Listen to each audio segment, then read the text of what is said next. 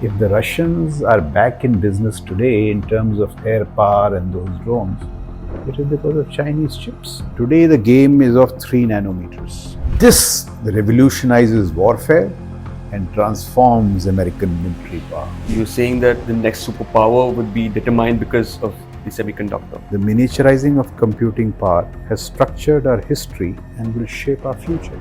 The world economy will be set back by $10 trillion. How much is India doing at the moment? India में वो फितरत नहीं है और जहाँ तक इन दोनों के बीच में चिप्स का सवाल है साम दाम दंड भेद से बना तो लेंगे. We can't just jump off to innovate without understanding the current trends, or can we? The Dutch Prime Minister and Biden have had 5 to 6 secret meetings. So that's why I'm saying USA has not won, China has not lost. Is there a dark horse? Third dark horse? Could it be India? In today's world, there's a lot of different types of war being fought. There's trade war, there's information war, but most importantly, there is an ongoing chip war that is fought between the United States of America and China. In today's time, chip is omnipresent. It could be found on a toaster, a car, and even missiles. India itself has heavily invested in manufacturing of chips. That is why it is crucial for us to understand the power of a chip. And hence, I bring to you Lieutenant General Raj Shukla, the current honorable member of the UPSC, former army commander of our tract, has extensively done his research on chip war. He connects the current scenario to the Cold War. Let's together understand the power of a chip. Without further ado, presenting to you General Raj Shukla.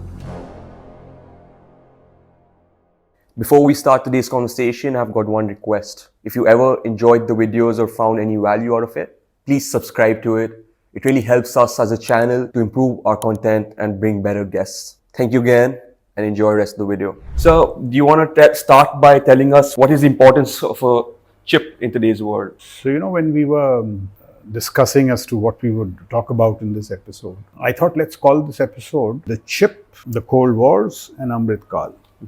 I'm drawing a connect between the salience of the chip in international affairs, how it influenced the outcome of Cold War 1.0, which is the Cold War between the United States and then Soviet Union, how it is shaping the current Cold War 2.0 between US and Russia and China, primarily US-China, but also US, Russia and China, how it may be central to the destiny of our Amritkal, the chip.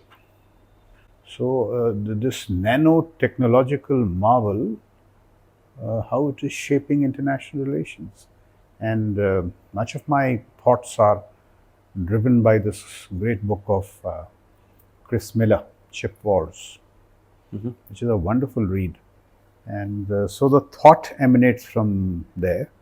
And the central point that I'm going to make is that chips and strategic microelectronics have been the high ground for national security and international affairs in the past, and they will continue to shape international affairs in the foreseeable future. Of course, it will converge with other technologies like AI and biotechnology, but chip is pretty central to the whole game. That's the topic, and as we proceed, we'll answer various questions that you throw at us. We should start with Cold War because there was, you said chip was already pre-existing then as well during Cold War 1, which we say US versus USSR. How was a chip so important then? Yeah, so before I come to that, I mean, it's common knowledge, but just let me reiterate it. So let's see how small is the chip. It evokes wonderment. Coronavirus, we just went through the pandemic. The coronavirus, I'm told, was in diameter 100 nanometers. And 1 nanometer is 1 billionth of a meter, 10 to the power minus 9. So itna chota. The chip is half the size of the coronavirus. The whole game is to pack transistors into these decreasing size. So the game is of miniaturization, miniaturizing computing power. And therein lies the story of the Cold War. So just to give you a sense of miniaturization of computing power, 60 years ago, how many transistors on a chip? Just guess. About 12. 4. 4 transistors on a chip. Today, how many transistors say on the A14 processor chip? They were 4 then. Abhi kitni hai? Is it now 1200? Today. In today's time, must have multiplied? 11.4 billion. From 4 to 11.4 billion. That's the marvel of technology. That's the miniaturization of computing power. And as you can miniaturize computing power, that chip now gets on to the smallest drone and the most powerful hypersonic missile. It gets into your phone, the toaster, and a satellite.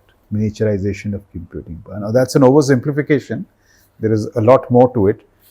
And that is why it is so critical. When we say it shaped the outcome of this, that, and the other. And this whole miniaturizing game, much of current, recent, and future geopolitics is about the Olympiad of the semiconductor. It's a race. How fast can you miniaturize? How sophisticated is your miniaturization? And so on and so forth. And that is why the battle for supremacy of chips is so important. I gave you the example of the toaster and the hypersonic missile. So it is determining our economic prosperity. It is also shaping our military superiority. Silicon chips have, come to define our world. And just let me give you these 2-3 data points. They define our world because of the salience of technology. See how they are impacting business. And look at the enormity of the supply chain statecraft all around that chip. Advanced chips, as I said, are constructed from the smallest electronic components that are being manufactured. That whole game. To support an industry that is gargantuan in scale. Everything today, without chips, there is nothing. Right. Look at the calibrated supply chain statecraft. I am told this small chip, from sand to finished product, it starts from sand. Before it becomes a finishing product in that missile or the toaster or the television or the satellite, the supply chain process goes through 76 countries, which means if you have to master the chip, you don't not only have to miniaturize it, so all kinds of sophisticated technologies. This is the statecraft, international relations. It is not possible to do everything. So the whole game is to be in control of the value addition dimensions of that supply chain, which means you'll have to have supply chain statecraft, not the science, in terms of how you do business with nations, whom do you befriend, what alliances you make, what partnerships you make. And they have come to define, they serve the richest, most powerful, valuable companies. There is no company which can do without a chip today. True. So economic prosperity, military superiority, and within all that, these nuances are there. Now look at the Olympiad. You have the sharpest technology with a eye into the distant future, supply chain statecraft. Very fine sense of business. How do you link it with the best business companies? Commerce, it's just, this is the complexity associated with the chip. And as I said, it is also the lifeline of modern combat. If the Russians are back in business today in terms of air power and those drones, it is because of Chinese chips. The Russian air power, which was absent, is suddenly back in business. वो जितने उनके dumb munitions थे, they have been made precise because of the chip. Iranians, those Shahzad drones, they are doing wonders, but do you think they could have done anything without the Chinese chip? Iran के पास तो chip है नहीं. So Iranians get the chip, they shape Ukraine, they use the data there to improve their drones. Look what they do on the 14th of April. Would it have been possible without the chip? So they are the lifeline of modern combat. Now let's go to the original story. You might ask, भाई Cold War में क्या हुआ? So it is said that if steel and aluminum shaped World War II, World War II में Americans were finally back in business because they made the best steel and the largest in volume, steel, aluminum. उसके बिना कुछ होता ही नहीं था. अब steel aluminium तो चाहिए ही, बट चिप के बिना कुछ नहीं होगा. Lifeline of modern combat. So let's see how. You see, you heard of the Sputnik? It's the world's first satellite. Who launched it? Russia. Soviet Union, 1957. The first man in space was not an American. It was a cosmonaut called Yuri Gagarin, 1961. So 57-61, the apparent leader in science is Soviet Union, not USA. Or at least they were catching up closely. The Americans got worried because the Soviets had a better crop of scientists. They would often share the Nobel Prize in a particular domain of science with the Americans. They were as good. So when they were almost parallel, collapse कैसे हो गया Soviet Union? ये कहानी है chip की. So what happens? Characters are two. One is the Secretary of State for Defense, William Perry, and the more critical character is Andrew Marshall. Andrew Marshall कौन है?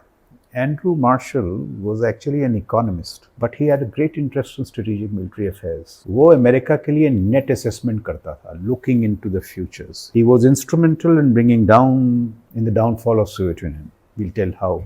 But he was also, he said, then in 1980, he spoke about China's rise and said that China's rise will not be peaceful. देखो, तो बड़ी दूरदर्शिता जिसे हम कहते हैं. Now Perry and this chap get together, Marshall, and they say Soviet Union को कैसे हराएं? Satellite हमसे पहले launch कर रहा है, cosmonaut in space before us, he's going ahead of us. What are our strengths? What are our weaknesses? How do we pep them? The Soviet Unions. And they say हमारी strengths दो हैं. हमारे पास Silicon Valley है, innovation.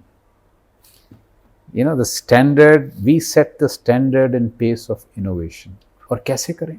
Let's use it in the chip. Because if we can make our targeting precise, Soviet Union will lose the game. They had more tanks. The Soviet Union had more tanks than the Americans. They had more ships than the Americans. They had more aeroplanes than the Americans. Better science. So they were winning the Cold War. Till this idea comes. Silicon, innovation, chip miniaturization.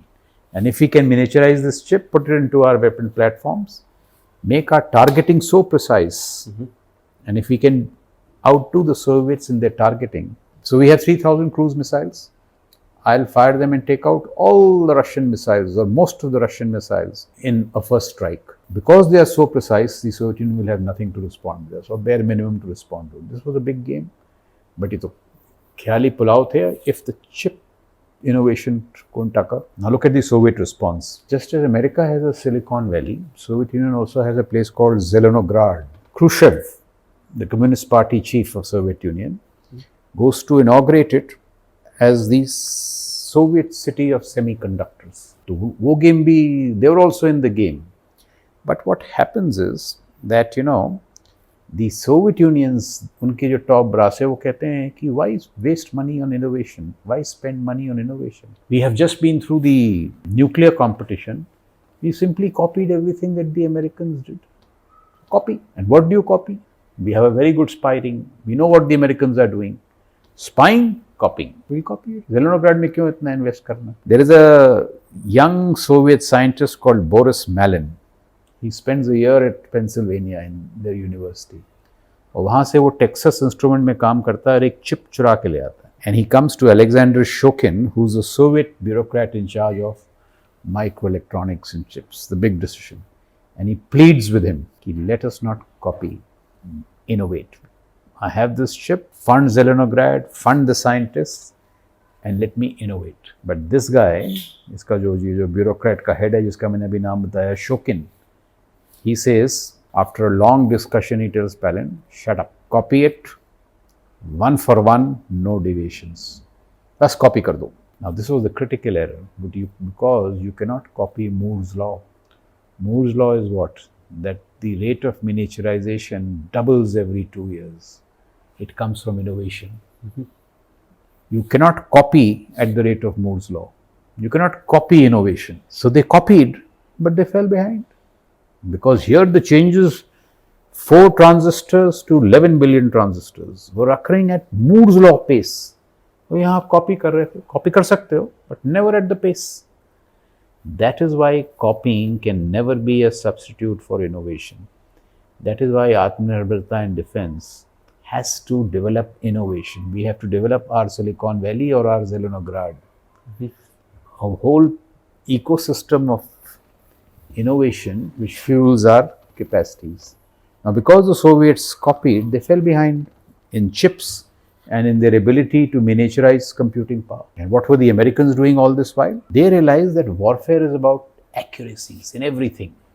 ICBM, short-range ballistic missiles, anti-tank systems and guns. हर एक जब तक आप गोले को precise नहीं बनाओगे, it will not be as cost effective.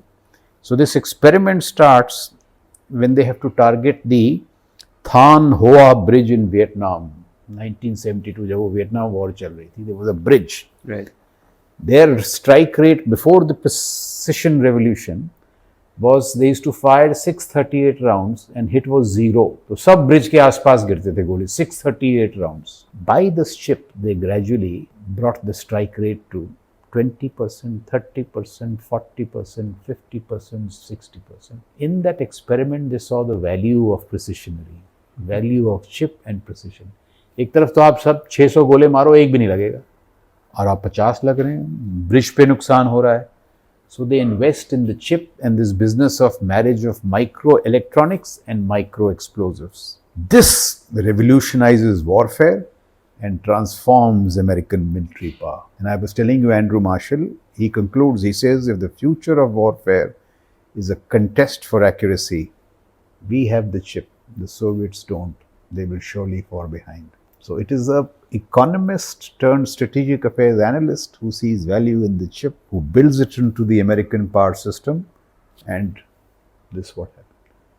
वहाँ पे एक तो मैंने आपको बताया वो Soviet bureaucrat who says कि भाई copy it, yeah. There was a chap called Marshal Ogarkov, a Soviet general who understood the value of innovation, the chip and all. He kept pleading to his bosses. They won't listen. So in 1983, actually the Cold War ends in 1990. 1983, in an interview, off the record interview to an American journalist called Les Gelb, when he sees what the Americans are doing and what the Soviet is not doing, he tells him the Cold War is over. You have won. 7 to 8 years before it actually gets lost. So a sharp mind there who saw what it was but implemented. Equally sharp minds here who saw what the future was but didn't have the heft in the system. So common knowledge is the Cold War was won because the Soviets outspent. Partly true. This is the central reason. That's why you must read that book and your viewers must read that book. And therefore it is so fascinating. That belief in a technology, investing in that technology, and that's why they say America is a comeback nation. Even today it may come back because it innovates. Innovation. And not copying. अभी आप देखिए Cold War 2.0 अभी चल रही है. US China. US on one side, Russia China on the side. I've told you what the Chinese did to the Russian war effort. Without the chip, the Russians would have been out of the reckoning. Abhi, now that they are back in business because of the chip. But see the larger war. The Chinese have seen this because the Chinese very carefully studied all the mistakes that the Soviet Union made. A deep study was done and it has been presented to Xi. So they have seen all these things. So they have spent a lot. Foundational chips, in the larger chips, they have mastered it. That is why the Americans got so worried. कि भाई foundational chips तो ये master कर गए. The real game is now shifted to advanced chips. वहाँ क्या हालत है? 2020, which is what, 4 years back, China was stuck at 40 nanometers. They surprised the world and shocked the Americans. 2023 में, both SIMC, which is one of the leading Chinese companies, majors in microelectronics, and Huawei, they came out with a 7 nanometer chip. Especially once the Americans had put sanctions on Huawei. The West put sanctions on Huawei. They surprised earlier 7 nanometers. Now the Americans got really worried. कि 40 से 7 आ गए इतनी. So they put that CHIPS Act. You know, CHIPS Act is basically to deny China all access to chips. Now you see how chips is shaping Cold War 2.0. Today the game is of 3 nanometers. खेल जो है 3 nanometer chip का है. 40 से 7 से 3 और 3 nanometer में West has a lead of 10 years. But it is a very slender lead. 10 साल का lead है. Both sides know it. The only company with the wherewithal today in terms of, you know, special lens coatings and innovative light sources, जिसे lithography कहते हैं, which is the ability to print transistors onto the silicon wafers when they are 3 nanometers. The only company who has that capacity is ASML, the Dutch company. You would have heard of it. The Dutch Prime Minister and Biden have had 5 to 6 secret meetings where Biden has told them ये जो lithography machines हैं ये China के हाथ में नहीं लगनी चाहिए. अगर ये लग गई तो we are gone. So they are controlling the ASML. China is looking for access to these lithography machines. अगर ASML उसके हाथ में लग गई, so China is going to beat the Americans in the 3 nanometer chip too. And the 3 nanometer chip is going into your hypersonic, sophisticated missiles, satellites, IR, EW, you know, power electronics, advanced chips. तो ये खेल है. अब वहाँ Soviet Union lost because it took a long decision. Here both the countries are aware. They know how important chips are. They know how the battle is around 3 nanometers. 10 साल की lead उसको कैसे बरकरार रखें, चिप्स एक्ट ये वो. So this is how things are moving. I'll give you one more example, 2.0. Today, look at how China is evolving its military plans. जो Taiwan की contingency है, they say if we can quarantine Taiwan, we will block the silicons and the chemicals. वो जो TSMC का fab है ना, today Taiwan has got a fab. 90% of advanced chips are made in Taiwan. Yeah. If we can quarantine them, silicon chemicals नहीं मिलेंगे इनको. तो अभी the capacity will be. The other set of plans is कि okay, why do that? Just cut off the undersea cables. If you cut off the undersea cables, the fab is in Taiwan, the design network is in Netherlands and the West and all that. बात ही नहीं कर पाएंगे, communicate ही नहीं कर पाएंगे. So if the fabs cannot communicate to the larger design network, the capacity is choked. And if we do a full invasion, then all the American companies will collapse. But of course, it will cause harm to China also. And see the importance of chips. They say in a full-scale invasion, the world economy will be set back by $10 trillion. So Russia was nothing. Just see now the importance of the chip. The game, how the detailed planning is being done for supremacy in chips, the effect on economics, so on and so forth. तो ये कहानी हो गई अभी तक Cold War I, Cold War II. How defining the chip was in Cold War I, how salient it continues to be in Cold War II, and the winner of Cold War II will perhaps be determined by the ability to master advanced chips. That is where the game is moving. You're saying that the next superpower would be determined because of the semiconductor. I've said it. Do you have any counters to this? You mentioned ASML. ASML had both their stake in China and the US. How can they choose one over the other? Geopolitics. Joe Biden की meeting हुई है क्यों हुई है? They are telling the Dutch that if you are part of our value system, if you are part of this freedom and all, decide किसको आपने support करना है. If you support them, if they become the superpower, their value system will come. So now the chip has become an influence, or it has become a tool in the geopolitical contest, in the US-China game. But what fascinates me is how this piece of technological marvel has shaped the geopolitical contest. And we were told for a long time it's economy. Of course, economy is important, but the other things are not less important. And you see how this game is continuing to go. Why do I say Amritkal? We just set up a semiconductor mission and all that. But look at the challenges. You see the world of computing today, it is diversifying into two lanes. One is the fast lane applications, where you have your graphics, advanced AI, which needs powerful customized chips. तो वो खेल एक और है. And the slow lane applications, which are general purpose chips. But graphics, AI, in sub में you need these powerful customized chips, which means you need more specialization. Look at what Amazon and Google are doing. पहले ये companies दूसरों से खरीदती थी. अब Amazon और Google अपनी chips बना रही हैं. Own chips so that their servers can be efficient and they can power their own clouds. They don't rely on general purpose chips. So see how the game is becoming fine. It is becoming one of nuance, specializations. हमारा जो semiconductor mission है to master all this. So while we've just taken the first baby steps, a lot has to be done. I was studying this game of how chips is moving in national security. So to me it appears today we are developing these multi-material capacities, which is fabs. Firstly, fab and design is now converging. आज क्या हाल है? Fab Taiwan में हो रहा है, design US में. The new chaps are saying no, we should have conversion capacities. So there are, I think, startups in India also now who are looking for these fabs. कि भाई design भी यहाँ हो और fabrication भी यहाँ हो. And दूसरा, they have these multi-material fabs which are going to master all three. IR, which is all this night vision and all that, EW and power electronics. All three.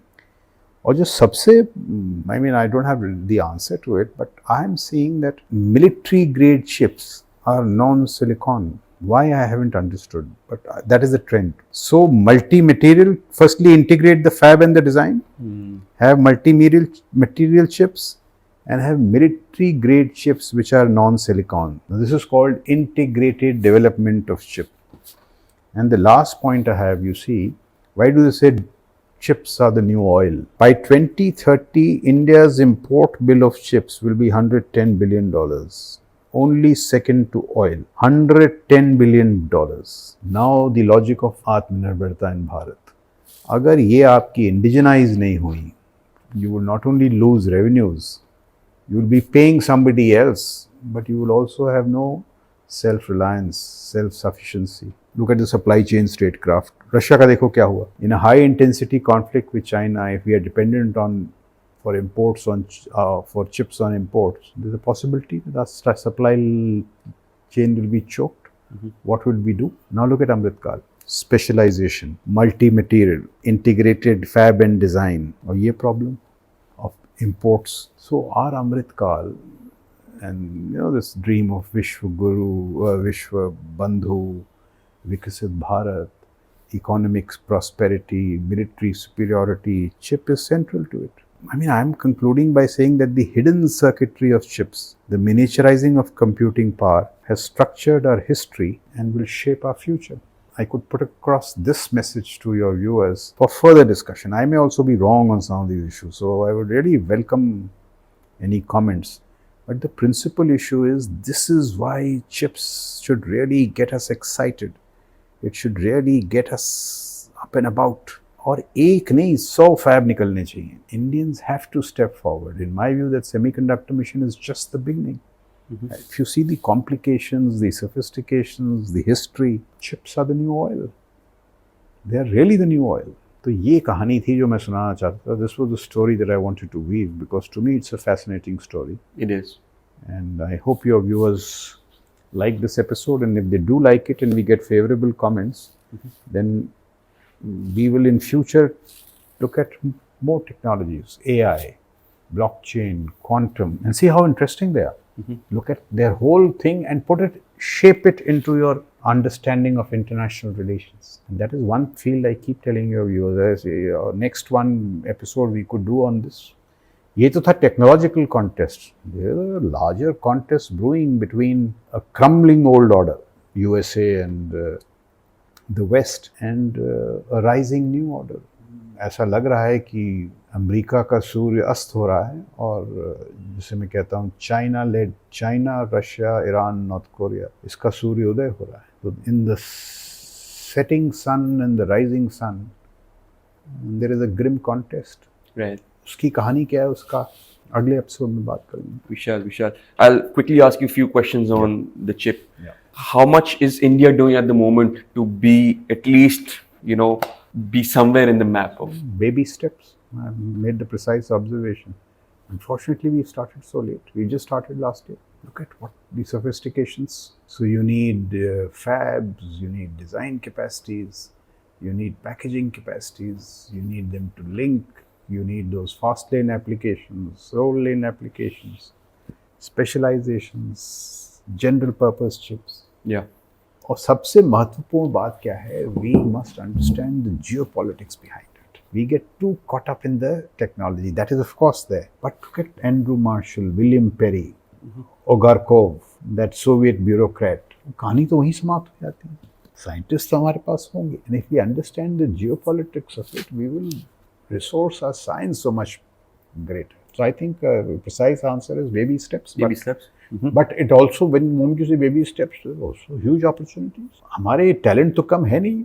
All these ITs and all, they should be doing all this stuff. So do you think any of the smaller nations can leverage the war, the Cold War between China and the US, the key players, by integrating their understanding of semiconductors and improve it? Of course. Because you said Taiwan. There's also Malaysia, who's a big player in the chip. Yeah, so Taiwan, South Korea, Malaysia, Singapore, Hong Kong. So just as the Americans have bases here, they talk of the hub and spoke alliance. They have military bases. They have a whole silicon architecture. बिना Taiwan के the American chip province is dead. That fab is so important. 90% of the chips are manufactured here. In fact, this is when you take a narrow economic look. This is the mistake Americans did. They said, क्या है यार, ये तो fab ही तो है, बना रहे हैं, outsource the labor. They will make it cheap. But today you landed yourself in a condition where 90% of your chips are being made by a country which is very vulnerable to occupation by your principal adversary. Technology, economics, and geopolitics must always go hand in hand. We must take an integrated view, in my view. But the design still becomes the key, and innovation still becomes the key in, trying to be the winner of any. Everything is key. Design is key, but so is the fab. जो fab की capacities हैं वो सिर्फ China में हैं. 90%, let this sink in, 90% of advanced chips of the world come from Taiwan. And therefore, in this Cold War, Taiwan could be like the Cuban Missile Crisis. Why did Japan go to war over USA? Because it suddenly felt that it was vulnerable when it came to oil. So now if China senses it's vulnerable because of lack of access to advanced chips, that may be reason enough for it to invade. This is apart from the other historical reasons of drivers of reunification and all. I'm talking of technological resource drivers. So do you speculate that India would have a large corporation which would be a chip maker? Because we recently saw the Nvidia, which is a chip maker, become the most valuable company on the planet. Do you speculate any Indian company? Who's the CEO of Nvidia? I don't recall. Forget his name. Nvidia is valued at $3 trillion. Almost India's economy. Tech company based on chips, its economy is that of India's size. So we certainly need one. But हमने encourage नहीं किए वो. अभी I told Tatas have put some money. Tatas have invested into chips. So have some startups here and there. But Tata is a long way before it becomes Nvidia. First phase would be to copy the fundamentals that the US and China have been working on for so long, is what you said. Copy kariye, but copy, then you will go the Soviet Union way. Copy kariye, but innovation saath, or we'll go the Soviet Union way. Copying is not the answer. Innovation is the answer. It is, but to understand it deeply is another concern, right? We can't just jump off to innovate without understanding the current trends, or can we? One is, why can't we pole vault? Why keep copying? Do we want to copy the technologies of the past or build technologies of the future? But we do have great institutions such as the IITs. Why are we lagging with the innovation? What is the key problem that you can see? One is, investment in innovation, but what other things that we are lacking? There is one cultural reason. See, when I was growing up, the best advice given to me was, beta, don't rock the boat. For innovation, you have to be prepared to rock the world. Elon Musk, Sam Altman, it's a cultural thing. It needs to be encouraged, mentored. I saw a saying somewhere plastered on one of your walls that unless you take risks, you have to encourage risk-taking, institutionalize risk-taking. India mein wo fitrat nahi hai. If you go to somebody, a VC, and say, this is my idea, give me $6 billion, and my chances of failing are 95%, what will he tell you? You won't entertain. You better take a walk. You need people who believe in your idea and say, oh, 90, whatever, $30 billion, take it. Even if you fail, your idea is so good. That failure will seed another idea. This is not happening in India. We have 23 IITs. They should be innovating by the dozen. वो culture लाना है. हमारे यहाँ बेटा बड़ी बड़ी बातें मत करो. You don't talk big. You have to dream big. Of course, feet on the ground. नजरें आसमान पर, पैर हमेशा ज़मीन पर. This cultural transition also has to come. This is a conditioning which needs to be started from the beginning, from young childhood. Yes. You're absolutely right. So what did China do right by overcoming or being at par with the US? You see small things. Look at how they analyze Soviet Union's fall. How wise. We are a communist country. They were a communist country. We shouldn't make the same mistakes that they did. And they are making sure they don't make the same mistakes. So while China, as I told in the earlier programs, it is an autocracy, it is a meritocracy also. It innovates. The common wisdom in the West was that communist countries, they are dull, dark, drab, they cannot innovate. Innovation तो हमारी universities में हो रहा है. अभी उल्टा हो गया. आपकी यूनिवर्सिटी में तो wokeism, anti Semitism debates, innovations सारे चाइना में हो रहे हैं. They compete in their mayoral economies. So Shanghai और बीजिंग के बीच में कंपटीशन ये होगा कि 7 नैनोमीटर की चिप कौन बनाए.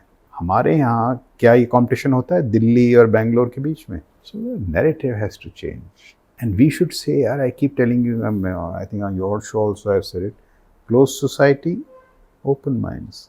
Open society, closed minds. True, true. तो ये सब चीज़ें हैं, सोच, एग्जीक्यूशन, सब चीज़ों में. Last question would be, I'll shift it to the US. What can US do to continue doing the right thing in the chip war against China and put China at bay? See, China is a challenger, but the US is not gone. In 1980, 25% of the global GDP came from the US. It still does. Abhi bhi 25%. US has not lost. China has gained at the expense of Europe and the others. What is being eroded is US hegemony. It still retains supremacy. The West, I think, still has 65% of global GDP, some 75% of global military spending, and 95% they control in terms of ideation, agenda setting. So they still have the advantage. But China is a great challenger. और जहाँ तक इन दोनों के बीच में chips का सवाल है, वो पूरा 3 nanometers advanced chips, साथ में तो वो बराबर आ गए. But look at their competition. They were nowhere in this game. 2020 40 nanometers, 2023 7 nanometers. और अब आपको चैलेंज कर रहे हैं 3 nanometer वाले गेम में. If the AMSL doesn't give them the lithographic machines, I can tell you 40 Chinese would be already working on the machine. साम दाम दंड भेद से बना तो लेंगे, बट वो जो 10 साल का वो जो एडवांटेज है वो धीरे कम होगा. They are going to get to it. They are pretty innovative. Leadership is an integral part of being on the winning side. Now is the elections as well in the US. What is your thought about that? I'll refer you to that article by Neil Ferguson where he points out a country of America's talent, America's innovation. एक John Kennedy उनके president थे, young, youthful, aspirational. Today it is Biden. He's gone senile. It's quite evident. He's lost the cognitive capacities. Yeah, that's true. और इतने talented country में क्या democratic party में और कोई है ही नहीं. There's a speculation Michelle Obama might. So this is what it shows how their leadership pipelines are getting corroded. So somebody said, long back, America has become a plutocracy. China is a meritocracy. So when a Chinese diplomat, you meet him, say, in Europe, he would have read all the European papers, the British papers, Politico, Guardian, or New York Times, and the Chinese paper. And the diplomat from the West or from America would be a lazy Trump appointee. उसने New York Times भी नहीं पढ़ा होगा. All this is also seems to be manifesting at the political level. So somebody who's senile and a blowhard like Trump, is that the choice before Americans? It should have been between two bright people. The Americans seriously need to look into it. One reason that, I'm still very gung-ho about the Americans, that they are a comeback nation. Many times in the past they have been challenged by Japan and many other countries, and they have resurged. Will they resurge this time? There is every possibility if they get their act together. It's not that they are out, but yes, their hegemony is definitely being challenged. Supremacy is still intact. So USA has not yet lost, China has not yet won. But we see a trend that every 100 years, 150 years, we see a decline in the superpower. We saw it with the British, we saw it with the Dutch. Next in line is the US. Equally, many pretenders have not attained status. They have been close challengers, but they haven't converted it in history. So examples both ways. So that's why I'm saying USA has not won, China has not lost. Is there a dark horse? Third dark horse? Could it be India? We hope for that. If we get all these acts together, it could be India. That is what a dark horse is, when it senses that there is neither a winner, no clear winner, and it takes the opportunity. So great opportunity for India to be a dark horse. Absolutely. So a lovely end to the conversation, putting India on the map. And thank you again for this conversation. It was quite insightful. I had nothing to add to it. But again, thank you so much for your time. Thank you. If you enjoyed the episode or got some value out of it, make sure to like, share and subscribe. Until then, keep reimagining yourself and know that the power of change lies within you.